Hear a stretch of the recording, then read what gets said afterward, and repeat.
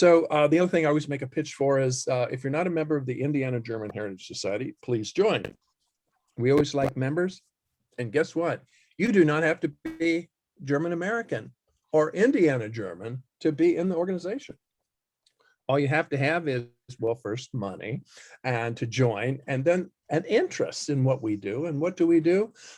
We have our monthly Stammtisch program where we do research, share information, and different aspects of, and the G word German is in there somewhere. And we also have our annual meeting. We're also then encouraging the study of the German language, both at the college and the high school level here in Indiana. And we do other things as well, including that St. Nikolaus Fest and participate in German Fest at the Athenaeum in October. So please join. Now, that said, I want to introduce to you my friend. We've been friends, I don't know, over a decade now.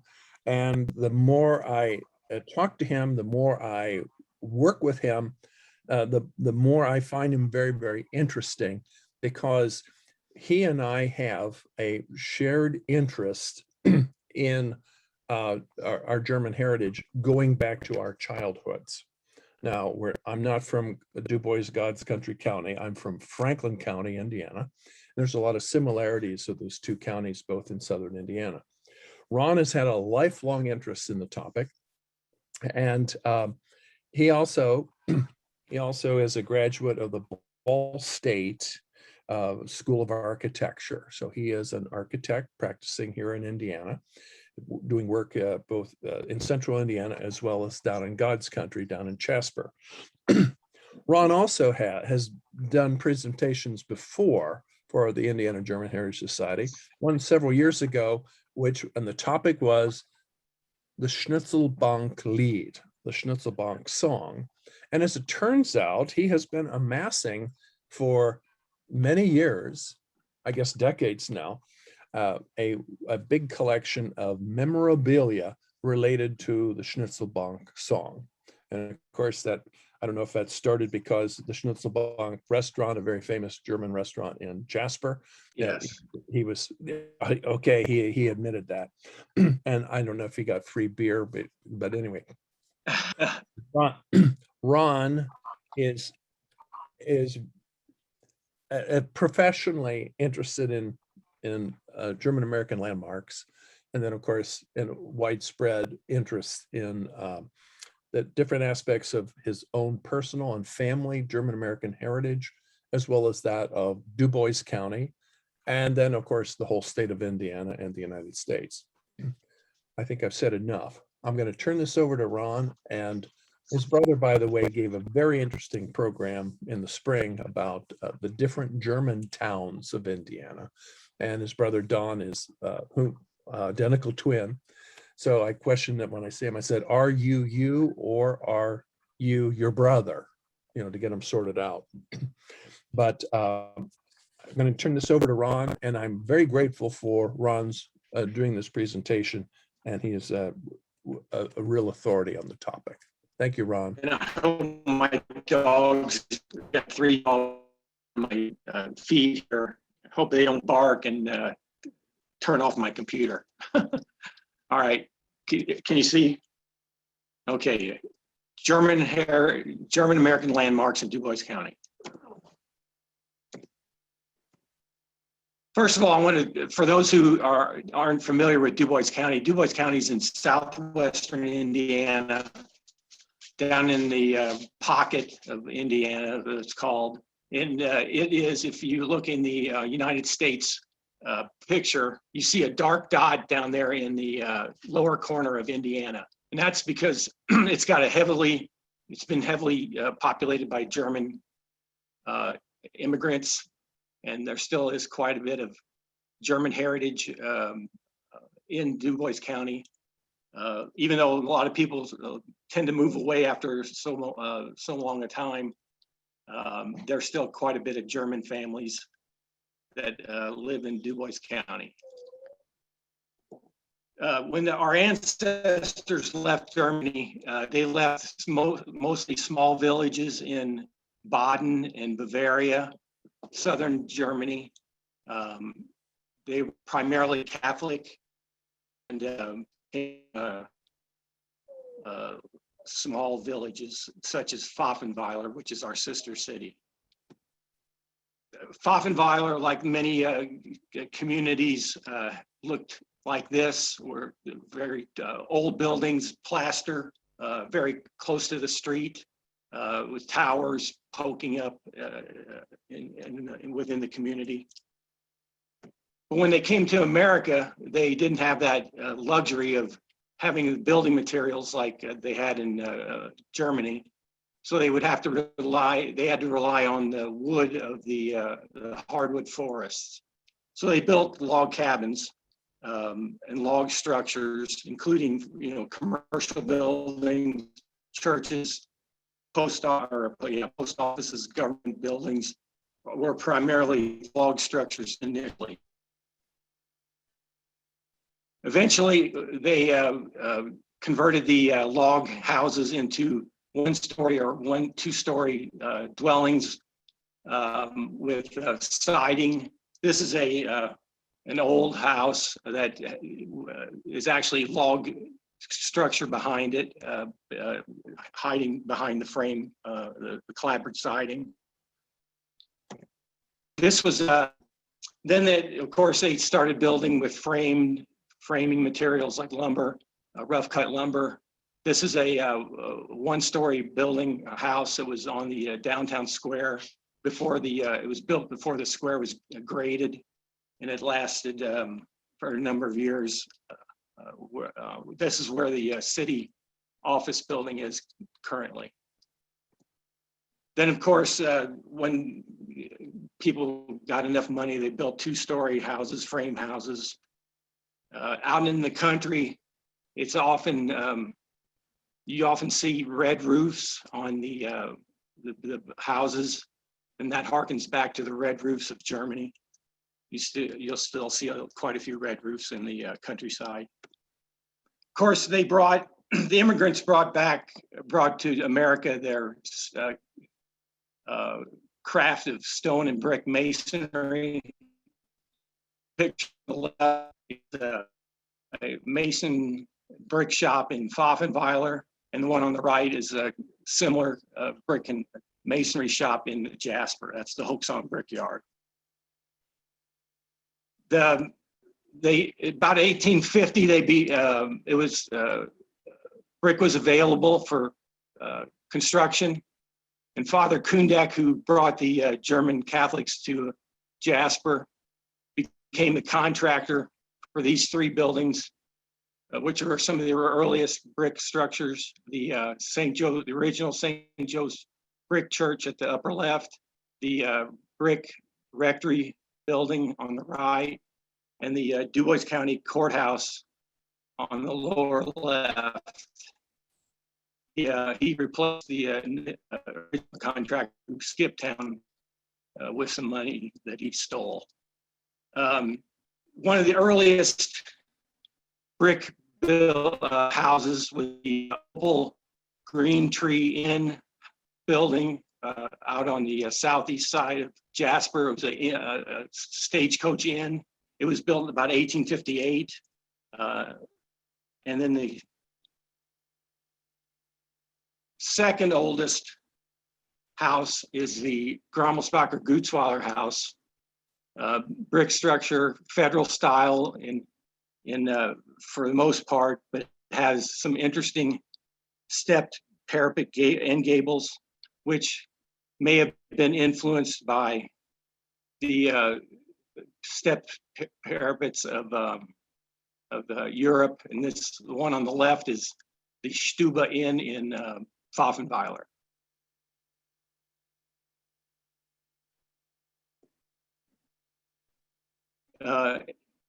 Jasper was settled in 1836 it was formed in 1830, and then the Germans came in 1836. And a heavy wave of German immigrants settled in Jasper and surrounding communities, including Ferdinand. This is what Jasper looked like in 1879. It's these oldest photograph known to exist of, and since you'll see the depot, which was built in 1879. And this is also the depot, and a little bit later picture of the depot. Another,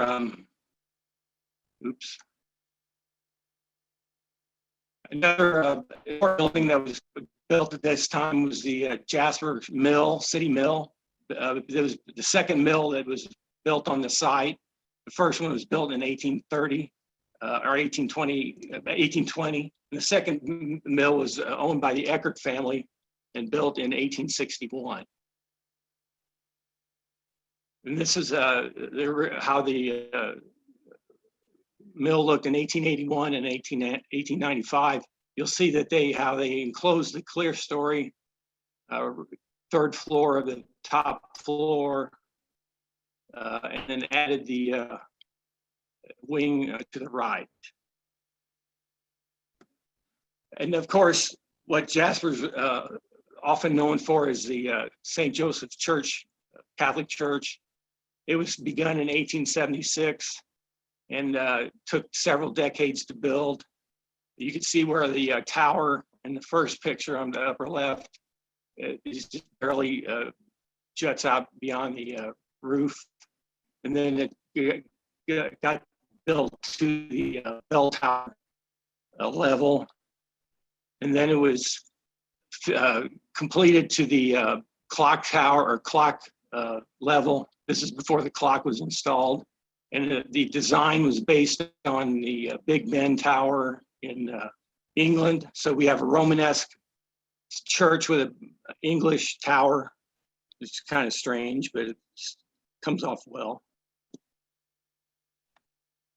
And this is a picture of it shortly after it was completed in 1904.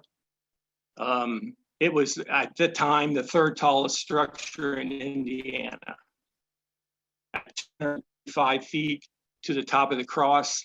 The State House was to the top of the spire, and the State House was 255 feet. And the Soldiers and Sailors Monument, I think, was at 285 feet. So this is the third tallest in 1904. And this is a little bit later picture when the shrubbery and trees started filling back in. The structure that was built of, the course, St. Joe's Church was built of native sandstone. The other building that was in Jasper that was built of native sandstone was the original jail house that had nice crenels and merlins, the crenellated parapet. It was attached to the original sheriff's residence.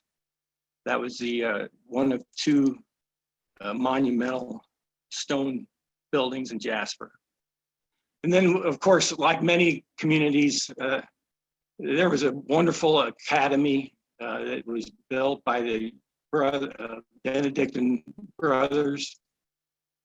It's where a lot of local high school boys went to high school and then grew from a surrounding area. This is how it looked in about 1904 with the east wing added.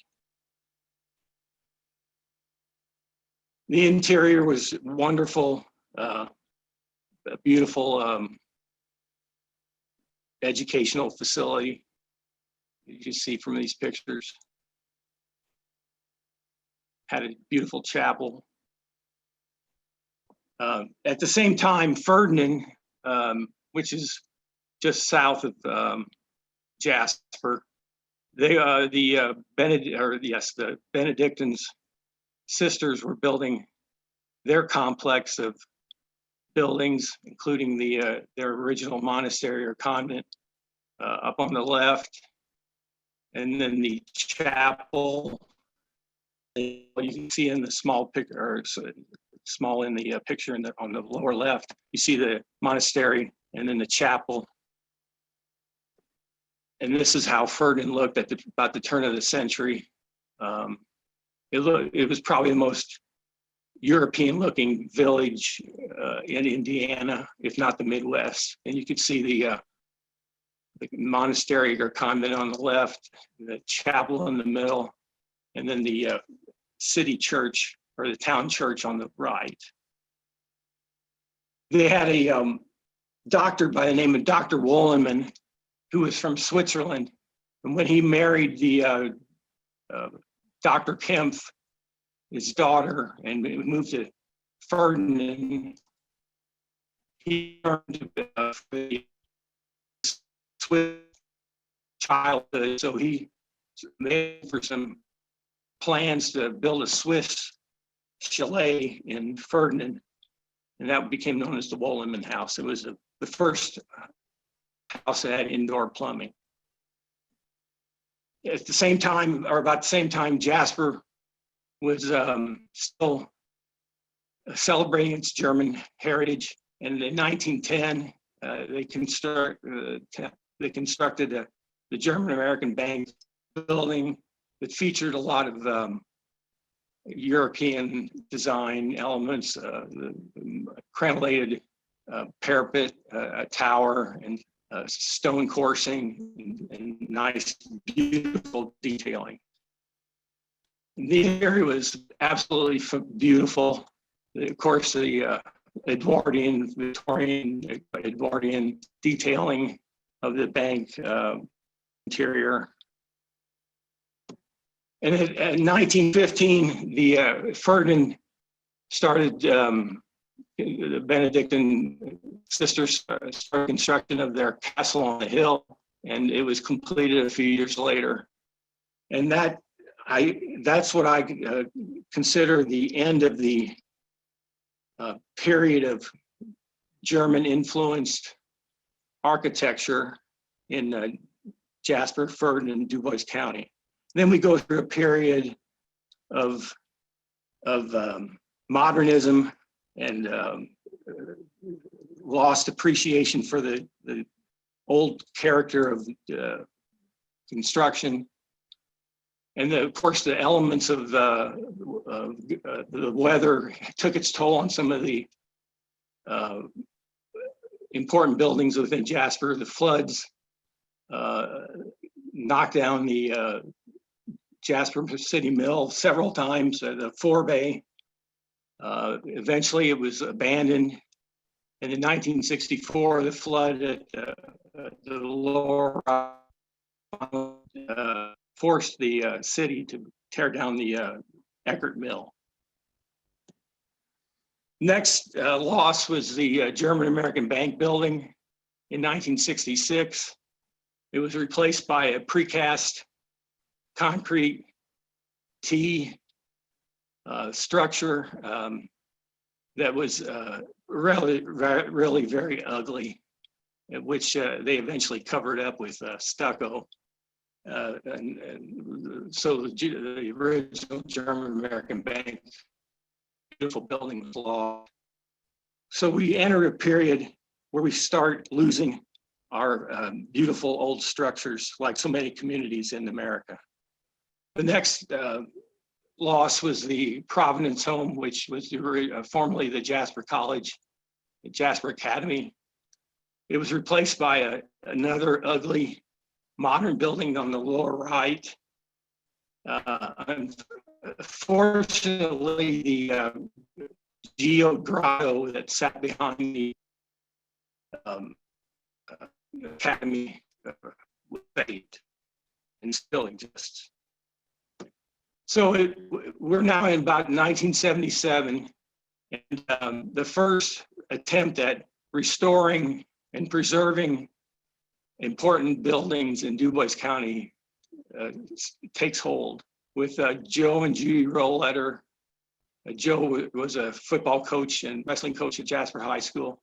They bought the rundown Green Tree Inn that was built, the oldest house in Jasper, and began a years of restoration and preservation. So they restored the German stenciling that was on the upper level. the second floor was a ballroom, and then they cleaned up the fruit wine cellar that had a vaulted ceiling in the basement. So there were some German touches to the federal style building there in Jasper. The second preservation victory was when the previously mentioned Graumsbacher Gutsweiler house, which was slated for demolition by, of course, German American Bank. There's so many losses attributed to the two banks in Jasper, unfortunately. In 1980, it was lifted up and moved about 4 blocks to the north and found a new home just a few blocks away from its original location. But unfortunately, in 1990, the beautiful jail, stone jail, was leveled. And this was the time when I moved back to Jasper, and I tried to rally the community to save the jail. I had nobody was interested, and I saw it torn down on Sunday morning in the rain. They took the stones and they threw them over a cliff on the north side of town, and they thought they could get away with that. I finally raised enough ruckus that they started digging those stones back up, and they reused them in what would become Rojack's Redevelop Old Jasper Action Committee, which was formed in 2003, and that was in their intent to revitalize the downtown or the riverfront of Jasper. This area had been prone to flooding, and there was a significant loss of buildings down along the river. So in order to create interest along the river, the first mission of the Rojack Development Group, which is made up of business leaders and interested people in Jasper, was to rebuild 1906 or at least replicate the 1906 train depot.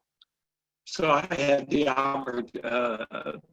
opportunity to design, along with my twin brother Don, the replacement train station, which tried to recreate the details of the original or the 1906 train depot. I spent a lot of time detailing, trying to get the exterior and interior to match what was there originally, and it's become quite a successful and beloved building in Jasper. The second project that I was so fortunate to be involved with was the recreation of the mill that was destroyed in 1964. And we took some liberties with the overshot wheel. Initially, the first mill from 1820 to 1860 was an undershot wheel. There was a dam, you can see the dam below the bridge there. So the water turned the wheel from below and spun the wheel in a counterclockwise position fashion. And then eventually that was replaced by the 1860 mill, and went with a horizontal wheel, which was contained in that 4-bay structure, and was supplemented by steam generated by a fire from the chimney, fireplace or chimney stack on the left of the building. So when we recreated the design, we went ahead and just, everybody likes to see an overshot wheel, so we kind of fudged it and made an overshot wheel. And that's, oops. That's become that was funded by a $1.4 million ICE-T grant, Indiana, or it's a state enhancement, state highway enhancement grant. We were fortunate to get the largest amount ever granted in Indiana for the structure, and that's the entrance to the visitor center. So as you can see, we, in order to preserve some of our heritage, we had to rebuild some of the things that were lost, some of the buildings that were lost. And I know that's probably not as preferred as preserving what was there, but at least we've recreated what was there. Now in Ferdinand, the Wollenman House, which had been built in 1903, was on the verge of demolition. Surviving descendants of the Dr. Wollenman couldn't afford to preserve the building or keep it standing, so they were going to sell it to. It was the plans were ready to be sold to CVS or a Walgreens, and they were going to knock it down and build a corner drugstore there. Fortunately, a group of 7 investors from the Ferdinand area pooled their resources and purchased the building, and they got a $400,000 grant to restore the facility. I was honored to do the existing conditions documentation, measured the building, drew up the existing floor plans, and it was sold or leased out to a bistro, and which occupies it currently. Oops, I'm out of order here. Well, I'm missing a slide. There's a chapel, that chapel that was shown earlier on the grounds of the monastery in Ferdinand, was a recent success story in preservation. They got a grant from Historic Landmarks, and they're converting the chapel into a, I can't say this, columbarium, which is a crypt for displaying ashes of those who have passed. So that's another success story in Ferdinand. This house is one of the, I think it's the Peter Gerber house, if I'm not mistaken. I might be mistaken, but this recently received a grant for restoration of the house. So Ferdinand, as it's Jasper, is starting to benefit from investing in their old structures and getting grants from the state and the city and governments for investments. The road jacks back in Jasper, next project after the mill was the rescue and rebuilding, reconstruction of a huge German log barn that had been originally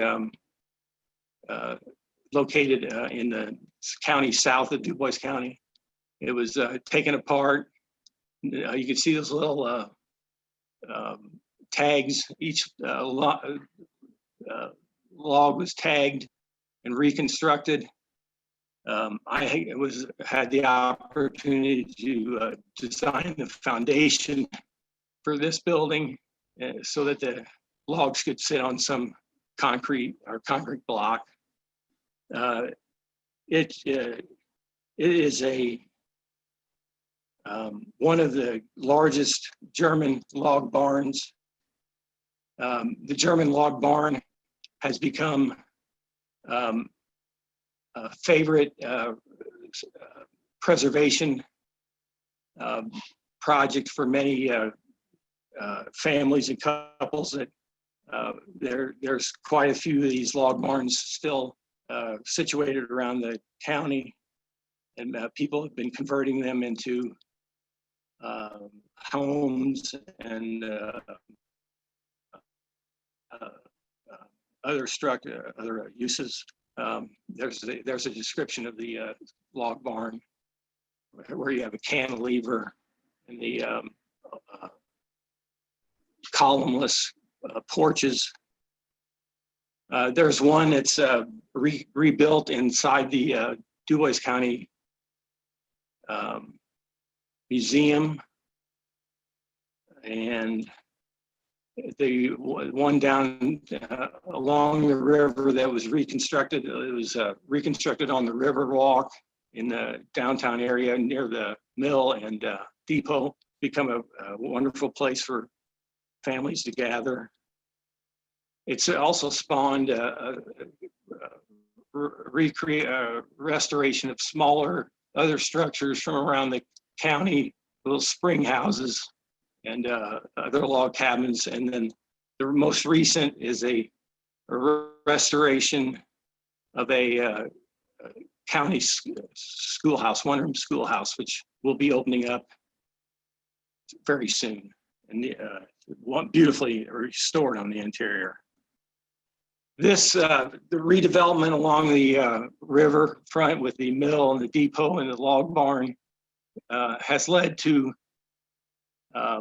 further reinvestment in the community. A multi-million-dollar library and art center has been built on the edge of the Rojak property downtown. The boarded up Jasper Cabinet building adjacent to the depot has been rehabilitated into a multi-use facility with a hotel, apartments, retail, and beautiful addition to the riverfront area, multi-million-dollar investment. You can see the Spirit of Jasper train between the two. Those are restored train cars that offer excursions to French Lick during this spring and summer and fall. And this reinvestment continues in the factories area on the east side of Jasper, where traditionally was the all the factories. There at one time had been probably 15 to 20 factories: the Jasper Cabinet, Jasper Seating, Indiana Chair, Jasper Desk, anything with a combination of the names Indiana, Jasper, and Hoosier, and desk, chair, and seating. It was just combination Jasper office furniture. Many of those buildings have been abandoned, and now they're being turned into loft apartments and having a second use as a housing for people moving to Jasper. The next and final slide is recently St. Joe's Church has announced a $10 million restoration preservation project for the exterior and interior of its beautiful structure. Over the years, the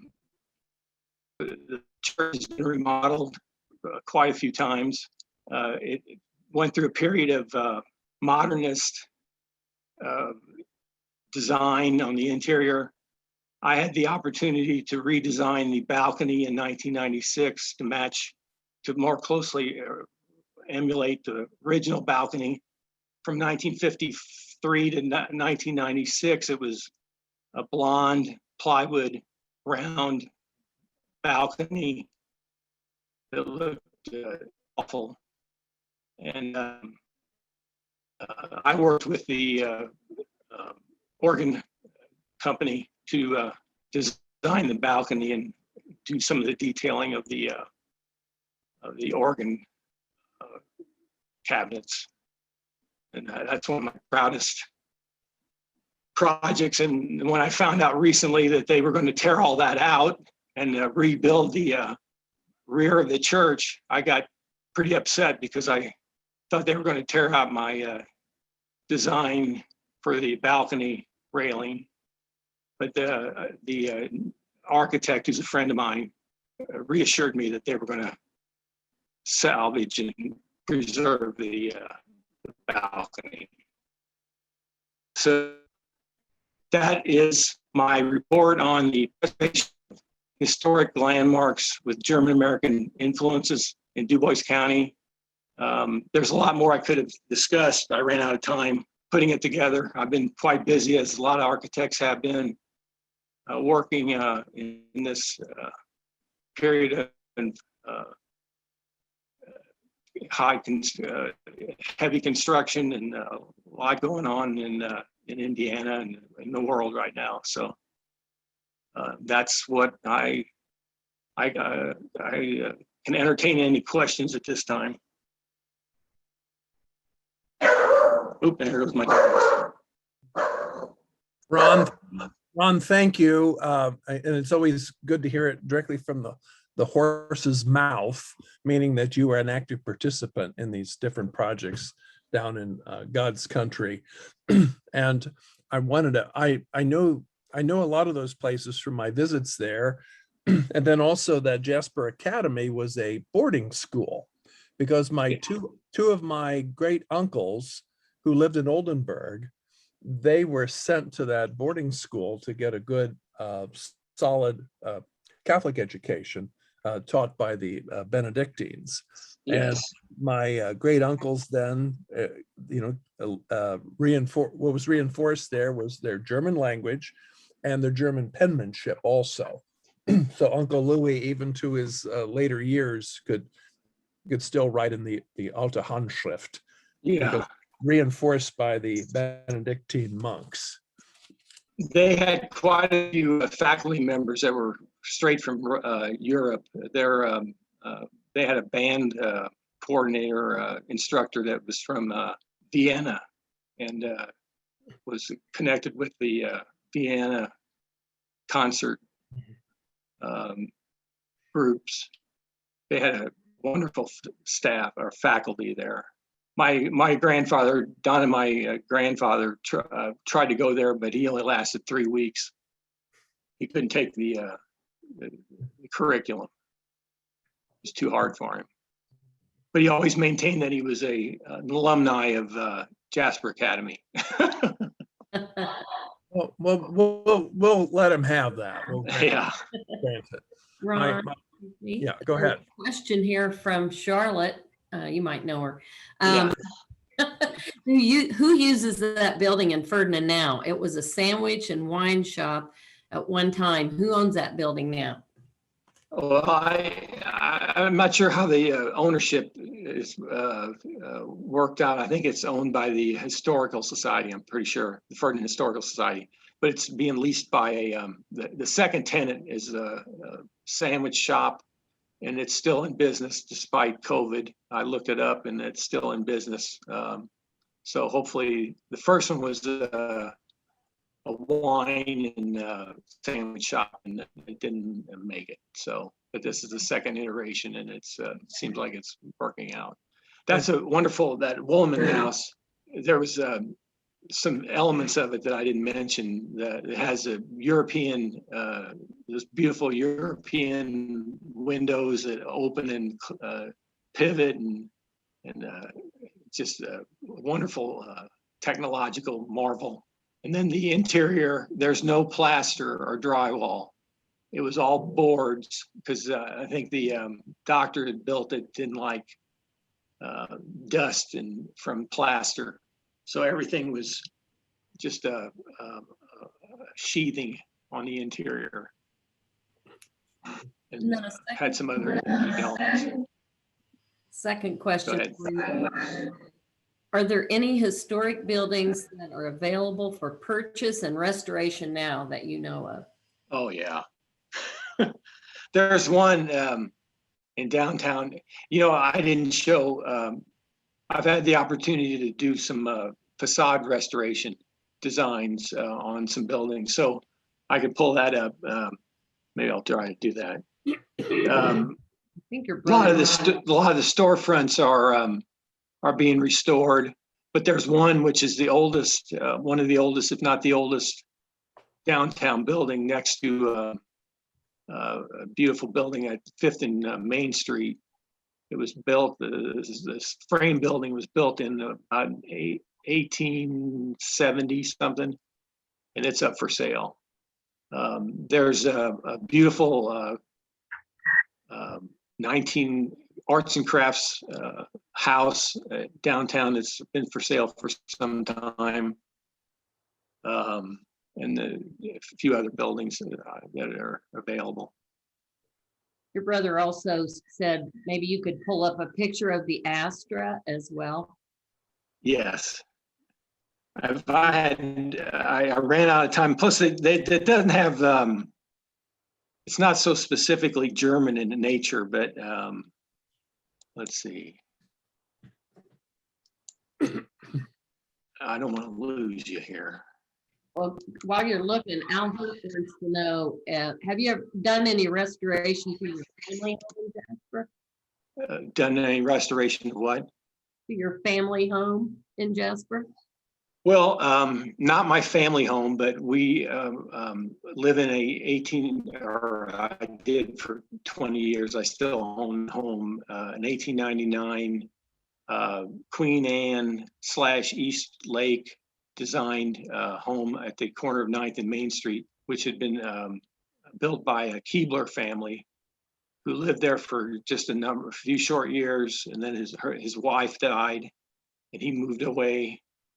It was owned by a Fritsch family for a few years, and then it went into the Nordoff and Patterson family, and they held on to it for about 70 years, and then I bought it. So I'm the house. It was built in 1899, and I've had it for 30 years. It needs a new roof. It's been on there 30 years, but and then I was involved with some restoration of other properties that I purchased and sold. So I've done the restoration work myself on some properties. Hey, Ron, I have a question if I could. First of all, thank you very much for putting all this together, and especially thank you for all your hard work over the decades, participating in the preservation and rebuilding of some of these treasures of Indiana's history and our people's history. So a question that I have in looking at this and in the Germantown talk and some of the things that Bill has presented in the past, is there maybe an authoritative literary source for some of these treasures?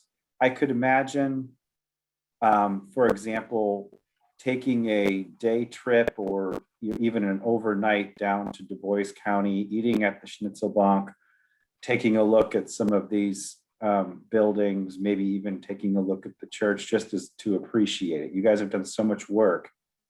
It would be great if people had some sort of guide to be able to go see them in person if they had the time and to appreciate the work that you guys have done. You know, that's an excellent question. As part of the preservation committee, and I lost internet when Jim asked about the preservation committee report, but I would like to put together kind of a statewide vague visor outline or report that just define where these wonderful German American heritage sites are, where you can find. I didn't mention the cemeteries in Jasper that have the old German script and the villages from which the immigrants came. There's quite a few wonderful old tombstones that are neat to look at. German script that's, in the stained glass windows of the church, and other still, some remnants of when Jasper was still a German-speaking community, which lasted until well into the 1900s, the 20th century. I think it would be nice to, like you said, get a database of wonderful German heritage sites throughout Dubois County and other surrounding counties and throughout the state. And that should be done pretty soon before a lot of it's lost. Thank you. If I could add to that, the Indiana Historical Society about 25 to 30 years ago published an updated guide to Indiana, and I say updated because they were updating the one published by the WPA Writers Project during the New Deal, and in that it breaks up Indiana into different tour routes. Now, some German sites are noted and others aren't. The editor wasn't particularly interested in German things, but in spite of that, the Germanness comes through in Franklin County, Dubois County, Pike County, Posey County, Gibson County, and so on. It's there, it can't be ignored. That would be a place to start, is to get a copy of that and glean from that then the German sites. And of course, I don't know where. I'd have to go back to it to see where Jasper and Ferdinand are in what tour route they'd be included. But it'd be a great tour, a driving tour, which would include St. Meinrad and Fulda and Ferdinand and Jasper and other sites, including the Lincoln Boyhood Home, which is in the same county as St. Meinrad. So there's, people say, well, there's no history there. Every place has a history, and it's a matter of looking at it and understanding it. And the other one is are people preserving and keeping up these historical buildings, which are really place markers on the flow of time as well as on the landscape.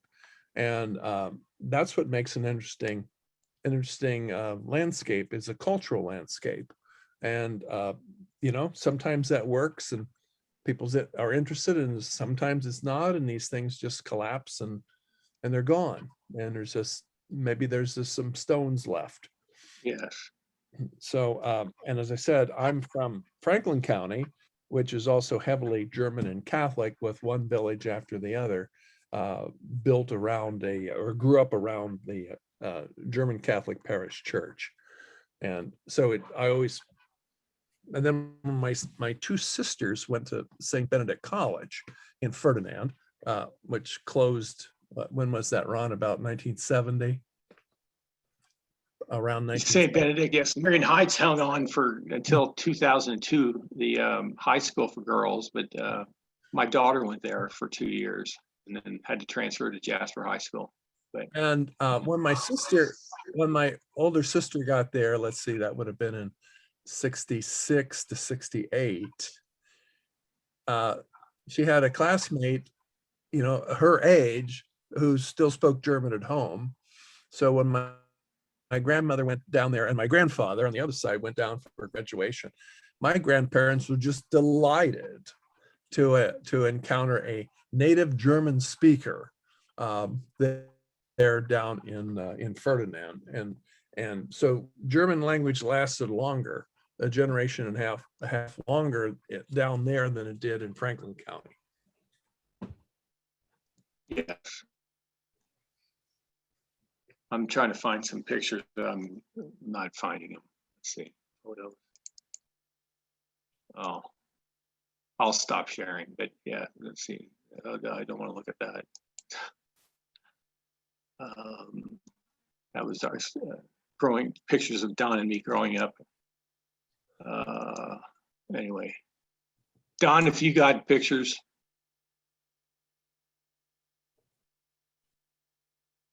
Anyway, Let me see if he's on mute.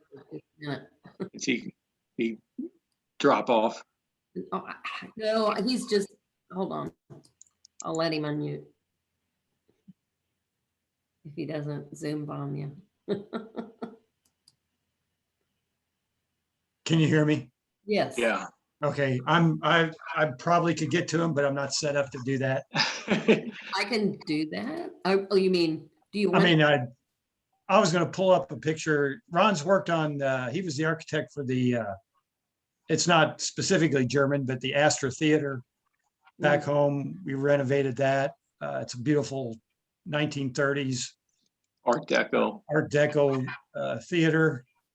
He's also worked on some downtown, he mentioned this, downtown restoration projects on buildings. Your co-host, if you want to pull it up. Oh, geez. Pressure's on. You don't see what I'm pulling up here, do you? Not yet. One would have to take his down. I think. I think.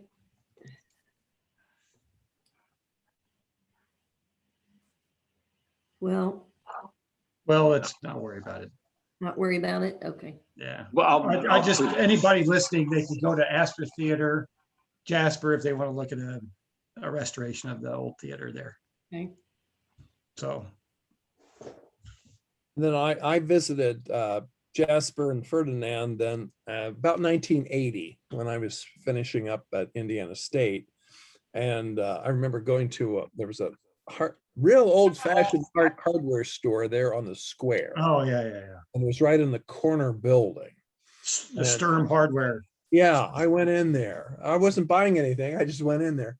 And you know what amazed me is that the downtown was still pretty much intact. But also, there didn't, at that point, there was, except for the Grammelsbacher Gutzweiler house, there really wasn't that much interest in preservation and historic preservation, that idea. But also that's the case of many places at that time. Look at downtown Indianapolis in 19. Kurt Vonnegut described it as desolate as streets of East Berlin at night. It was a lot of parking lots and shabby looking buildings and knocked down buildings. So yeah, it's amazing as much heritage and history that Jasper had, that when I went back, there was only a handful of people that were into preservation and shouting at the tops of their voices to save these buildings. But when, like, the loss of the Jasper or the Dubois County Jail, that was an abomination, because I sent in letters. I was pleading with people to save that thing. And it could, it would have been a wonderful little bistro or something, behind the jail cell, had the jail doors. And it would have been fabulous, but nobody cared at that time. So. no, they saw it as progress. And that's Yeah. what people were sold on that. And the idea and the problem there in Oldenburg was in the mid 80s, trying to save the friary, the big, it was very similar to the Jasper Academy. 3 stories in height, 3.5 stories in height, full stone basement. Not one window was broken. The roof didn't leak, and they just tore it down. It was empty. Nobody had any ideas. And one guy on the parish council said, well, we don't want something, we just tear it down. That's what we do at home on the farm. And I said, yeah, but you've got this building that could have a new life. And they just didn't believe me. Just didn't believe me. I think that was a wake-up call for a lot of people. because they were just dumbfounded that this building in good shape was being thrown away. Being thrown away. I think Jim might be wanting Oh, to there ask he goes. another one of our. I'm in now. Good. I haven't been able to get in. You missed the presentation. No, I saw the presentation, but I haven't been able to get in and make any comments or anything. Let you in, Jim. One of the, Janet finally let me in. Our illustrious president. Well, I just wanted to ask, one of the things that struck me is there's not more brick structures. By comparison, for instance, in Columbus, Ohio and Central Ohio, all the German community around there were all brick, no frame. Yeah. And I don't know whether it was availability of clay, maybe good clay, or there wasn't the people who had the capability. But I you think- know, a lot of stone and brick, but the residential structures, even the humblest, were brick. Yes, that German area of Columbus is fabulous. My German wife- village, yeah. Yeah, it's just fabulous. Yeah, that, you know, there were 2 or 3 brick yards in Jasper, but many of the there weren't too many homes that were built out of brick, and a lot of the ones that were built are gone. They were torn down, so there's not much left of the brick era homes from about the 1850s to 1870s. So there were some, or There were a scattering amount. significant number. Not very significant.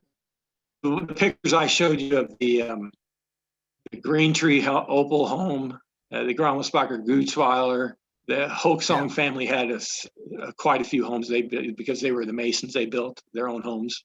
But other than that, there weren't many homes that were out of brick, unfortunately. Probably the bricks were used for the many factory buildings, since you had all that manufacturing. Yeah. And a lot of it, you know, the chair factories, the desk factory, Yeah. the cabinet factories, those were largely brick. So that's what was consuming the brick work for the brickyards.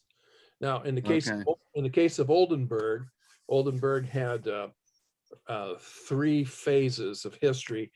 The first one, you count everything before the brickyard and after the brickyard, and then after the brickyard closed.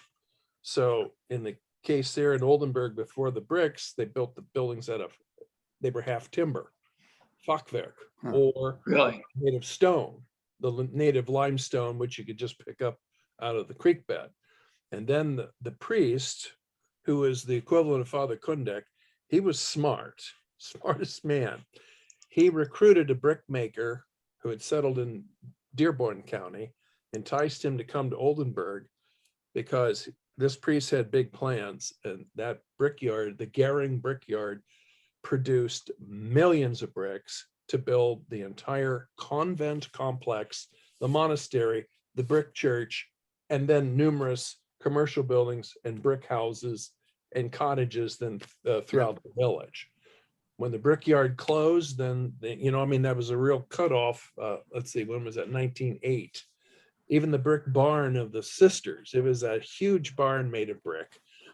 And from then on, then it was the kind of, construction and appearance that you find in any place of the early 20th century. But the brickyard made the big difference and transformed Oldenburg, and that priest needed those materials to build his dream, and his dream was built out of brick. It was supposed to last longer, obviously. It does Well, I last think- longer unless you tear it down. Well, by comparison, I was going to say to Columbus, Ohio, all of central Columbus is brick. It endured. And even, as I said, the humble houses in German Village are all brick. And there were lots of brick operations, not, in the area, and particularly as you go into southeastern Ohio, where everything down there is brick. Frame isn't done. It's just, I didn't know why, whether it was people didn't come to this country who had the skills in the trade or not the availability of good quality clay. And I do know the Ohio clay, Eastern Ohio, is very high quality. I mean, that's where a lot of the fine bricks are made, but I just wondered here whether there was some reason. You know, Jasper, I didn't mention Huntingburg because Huntingburg is Yeah. Jasper's rival, and I didn't want to mention Huntingburg. But Huntingburg it was founded from a German, Pennsylvania German guy named Geiger. And there were a lot of Germans that moved to Huntingburg, and Huntingburg was on the rail line prior to Jasper. Okay. And Huntingburg built some beautiful structures, late Victorian. They had a much nicer depot, beautiful downtown area built with a lot of high Victorian buildings.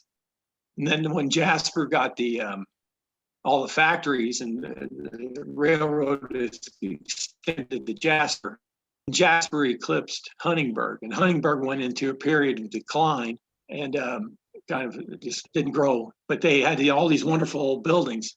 They were actually the first community in Dubois County to start preservation efforts, and that was based solely on the efforts of a woman named Judy Olinger, who was a landscape architect. And Judy was a friend of mine. She kind of helped me get things started in Jasper. But she did a wonderful job restoring the downtown Huntingburg, and that's where a lot of the bricks. They had a brick kilns in Huntingburg, and Huntingburg's it's a beautiful restored downtown. It's got a lot of nightlife. I would recommend highly going to see Huntingburg. Okay. I just didn't want to mention it. I'm planning. They kind of lost a lot of their German. They've lost a lot of their German character or heritage. A lot of people moved away. Others have moved in, but Jasper and Ferdinand are probably the two most German communities in Indiana for many decades at least. At one time, there was only one family that was non-German, not the community that existed in the county. That they were the only Republicans in the Democrat stronghold of Ferdinand Township. When Dr. Woolman, who built the building, the house that we looked at, he was the only other Republican, and he was appointed postmaster for Ferdinand because of during the Republican administration. And the only other person that was a Republican was the Black African American woman that lived in the freed slave community. So he hired her as his postmistress, and so they were the only two Republicans in the whole township. That's a great story. Yeah. Okay, thank you, Ron. But yes, I can go on and on. Here's my Schnitzelbank files. One day I'll return and do an update on my Schnitzelbank posters. We can't get enough. What is a Schnitzelbaum known for? Is it? Well, that's a good question. Is it German food basically, or? No, it's a shaving bench. It's a cutter's bench. Oh. It's a implement that creates. It's like a shaving tool, like a sawhorse. Okay. But there became a tradition of a song that was sung during receptions, wedding receptions, and this is the classic or part. This is We're the not seeing version it. of the. No, I don't see it on your. It's not on my screen. Oh, and stop share. And Ron, the Schnitzelbank song is actually a German American song, isn't it? Yes, the Germans don't know anything about it. It started there, it was brought to America and it flourished here and it died out in Germany. So you don't see this yet? Okay. Not yet. So Jim, a Schnitzelbank is a bench and it often would have a clamp on it, so you could clamp on what you're working and then Oh, work from there. So, and schnitzel is schnitzen is to cut. Mhm. It's a cutting, Oh. like Ron said. okay. Oh, yeah. I take kids to Germany and they would say, we'd be wherever we were and they'd go say, let's get them to play Schnitzelbank. Because of course I taught them the song. What was I going to do? I had an old Sterling beer sign that I used in the classroom and I Yeah. just like covered up until I was teaching at Catholic school. I just covered up the beer Sterling part and it Yeah. worked. Yeah, they were like, I said, you're not going to find anybody over here that knows it. Because didn't they write it in Milwaukee in the 1930s, I think, at Mater's? That's what I heard. That they popularized it, but it's an old folk tune from Germany. It was first published in the 1840s, but it was sung by the Amish Mennonite who came over in the 1700s and brought to America. But they weren't singing it as a drinking song. They actually sang it as a wedding. Yeah, they had a bawdy side to them, and it's the lyrics are pretty graphic if you really think about them. Sounds like the topic of another Stammtisch. Yeah, I've learned. I gave that. That was one of the first ones I gave many years ago, but I've learned so much since then. I'd love to repeat yeah. That was a memorable presentation, Ron. It was. Are you seeing my screen yet? Not yet. Well, we see one, but it's your PowerPoint and it's asking if you want to, we've saved your changes. Do you want to close the file? That's what we see. Okay, I do share.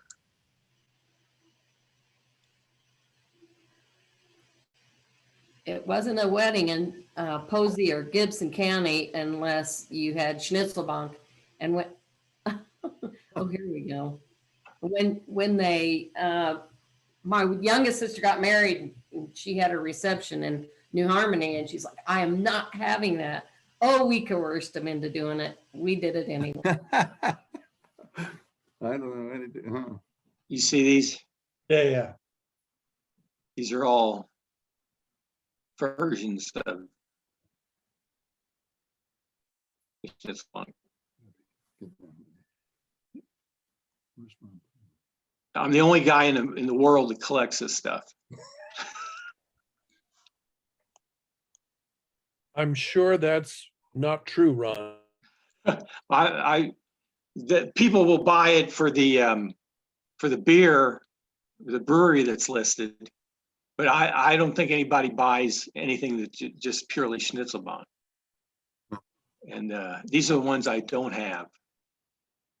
This is my wish list. Anyway, that'll be a topic for another presentation. Okay. Season for I another. didn't mean to get off in. Yeah. Very good. There, Jim, you can see the cartoon of the Schnitzelbank there. It's number one. Yeah. It's not showing up on mine. I don't have that view, I guess. Let's see here. It's draggy.